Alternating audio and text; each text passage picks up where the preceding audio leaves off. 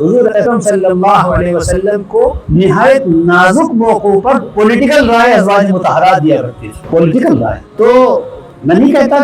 کہ اس وقت ہمارے ہاں جو ہے وہ اسلام ہے، ہاں، لیکن اس میں کوئی شک نہیں، اسلام نے جو نظام دیا تھا وہ نہایت معتدل۔ مغرب نے ایک طرف کی انتہا پسندی کا راستہ اختیار کر لیا اور اس کا نتیجہ وہ بھگتنے جا رہا ہے، اور بھگت رہا۔ جرائم، اب تو وہاں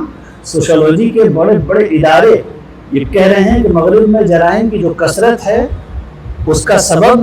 گھروں کی سوسائٹی، گھروں کی صورتحال ہے۔ ایک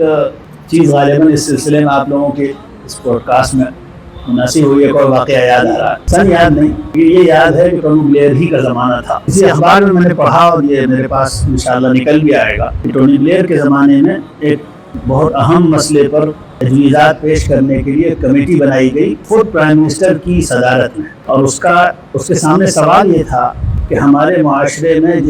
جیسے جیسے سہولتیں اور لگژریز بڑھتی چلی جا رہی ہیں، سینس آف ویل بینگ کمزور ہوتا چلا جا رہا ہے، ایک اطمینان کا لیول کم ہوتا چلا جا رہا ہے، حالانکہ ہمارے پاس دولت، آسانی کے اسباب اور ساری سہولتیں بڑھتی چلی جا رہی ہیں۔ حکومت مرکزی سطح پر اس کے لیے باقاعدہ کمیٹی بنائی یا خود بتا رہا ہے کہ سچویشن کتنی خطرناک ہے اور کتنی پریشان کن ہے ان کے لیے، اور پھر headed by the prime minister himself, وہ کمیٹی خود پرائم منسٹر کی صدارت میں ہو، تو اس سے اندازہ ہوتا ہے ان لوگوں کو کتنا اس مسئلے سے پریشانی ہو رہی ہے۔ تو میں نے اس کمیٹی کی رپورٹ پڑھی، اس کمیٹی نے صاف صاف اعتراف کیا ہم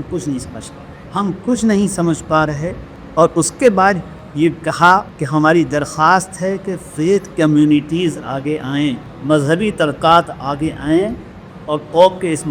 مسیح میں رہنمائی کریں۔ یہ ہے بس مغربی تہذیب کا کھلا اعتراف کہ مغربی تہذیب کہاں سفر کر رہی ہے، کہاں پریشانی کا باعث بن رہی ہے۔ سبیل الدموع سبیل مریح